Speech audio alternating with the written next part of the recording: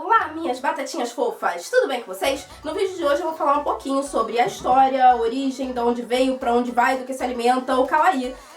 Do que se alimenta foi ideia do Japão, tá? O que raios é essa coisa que todo mundo fala, que tá super popular agora? Meu cabelo ficou caindo pra trás aqui, peraí. Que tá super popular agora e mimimi, kawaii, o que é isso? Então, kawaii é um movimento meio que brotou do chão no Japão. Mesmo os próprios historiadores, eles não sabem exatamente quando surgiu. A maioria dos historiadores e dos artigos que eu encontrei a respeito concordam que o kawaii surgiu por volta da década de 70 e ganhou esse nome, recebeu esse nome já na década de 80, meados, quase final da década de 80. Porém, existem coisas que parecem ter sido precursoras desse estilo desde o século 17. A pessoa esqueceu a data. Tipo esses bichinhos, são mini esculturas de bichinhos. Ganhou grande popularidade com o aumento do consumo dos shoujos, dos animes e mangás para meninas, que foi por volta da década de 70 e década de 80. Foi nesse mesmo período que surgiu a maioria das modas de rua japonesa.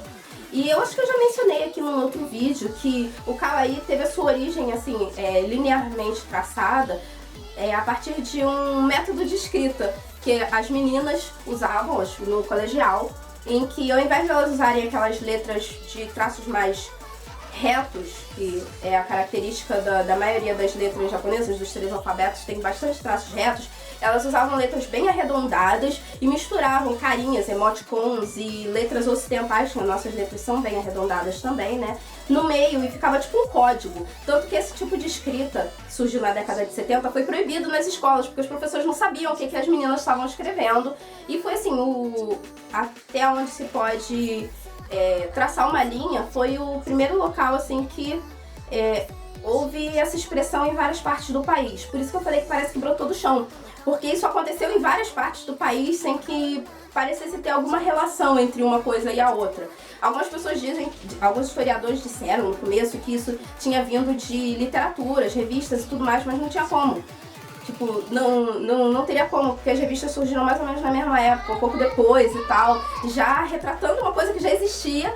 E assim como a maioria da moda do Japão, ela surge primeiro na rua para depois ganhar as passarelas. Até existem algumas modas que surgiram a partir de alguma loja, que acabaram ganhando vida própria quando chegaram às ruas. As pessoas começaram a dar suas próprias expressões a partir daquilo. Ainda na década de 70 surgiu a Hello Kitty, né? Ela foi a empresa Sanrio, já tinha sido fundada antes disso, mas o personagem Hello Kitty surgiu na década de 70, quando a sua desenhista percebeu a popularidade desses bonequinhos fofos e tudo mais. E de lá pra cá, centenas de personagens ganharam a mídia do Japão, ganharam tudo quanto é espaço no Japão. Inclusive, hoje em dia, o kawaii ele tá tão presente na cultura que você não consegue andar na rua sem você perceber coisas kawaii. Os mascotes das marcas, assim, tipo, televisões, empresas, bancos, empresas que são supostamente sérias, utilizam esse tipo de mascote. Inclusive, todos os postos policiais de cada distrito do Japão tem um personagem kawaii como mascote. Aqui você tem uma imagem com, eu acredito que sejam todos, eu não tenho certeza se estão todos, os mascotes policiais do Japão. O kawaii ganhou força na década de 80 com os shoujos que cresceram muito, e principalmente na década de 90, a partir da geração Sailor Moon, que foi uma coisa que ganhou o mundo. Por volta da década de 80 até a década de 90, o kawaii ganhou o mundo. E você vê assim, artigos de Wikipédia da vida falando que o kawaii só influencia a subcultura otaku, o que é uma mentira. Se você parar pra prestar atenção no desenvolvimento dos desenhos animados norte-americanos, principalmente da Disney e da Mattel, que a Cartoon Network parece não ter sido tão afetada por isso, mas você olhar para os desenhos da Disney e os desenhos da Mattel, os olhos foram ficando cada vez maiores, os bonecos estão se assemelhando cada vez mais a personagens de anime. Você percebe que em algum nível essa cultura japonesa, quando ela se expande para o mundo, ela influencia bastante a produção cultural norte-americana e europeia. A cultura kawaii, ela tem tanta presença e é tão importante hoje para o Japão, que que ela já foi absorvida como parte da cultura japonesa e como representação da cultura japonesa para fora do Japão. Em 2009, o ministro das Relações Exteriores do Japão escolheu 3 meninas para serem embaixadoras do kawaii fora do Japão. Elas representavam 3 das principais modas Harajuku, ou modas japonesas. Harajuku é o nome de um bairro que tem em Tóquio, onde até a década de 80, 90 era a principal referência de moda no Japão. Hoje em dia você tem bairros de moda, coisas sobre moda em outros lugares. O Harajuku, ele não é mais assim o único imperador de toda a criação de moda do Japão, até porque ele se tornou um bairro muito turístico. Então as pessoas não ficam mais tanto assim na rua. Enfim, ele escolheu o ministro das Relações Exteriores escolheu 3 meninas para representar as principais modas. Uma colegial, uma seifuku, é o nome da moda que usa roupa colegial fora do colégio, né? Ligeiramente alterada, customizada. Uma gyaru e uma Lolita. A Lolita foi a Misako Aoki, que é bem conhecida pelo público que costuma acompanhar o meu canal, sabe que eu gosto muito do trabalho dela. Hoje a Misako já tá com 34 anos e ela continua viajando pelo mundo, fazendo convenções e dando palestras a respeito do kawaii. Eu sinceramente não sei sobre as outras meninas.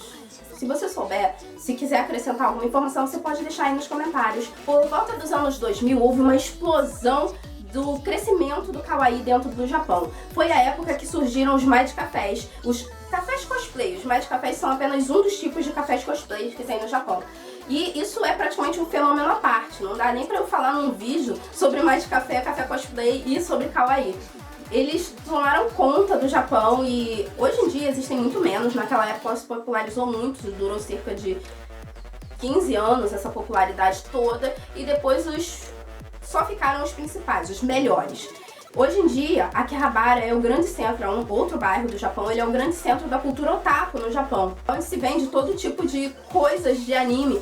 É um bairro fantástico. Eu vou colocar uma foto aqui pra vocês, umas 2 ou 3 fotos pra vocês. Você anda na rua e você praticamente pode encontrar com personagens de anime em carne e osso. As maids dos Maid Cafés é o principal local de Maid Cafés no Japão. As maids dos Maid Cafés ficam na rua e chamando as pessoas para ir para os seus respectivos restaurantes. Sim, isso é muito feito no Japão.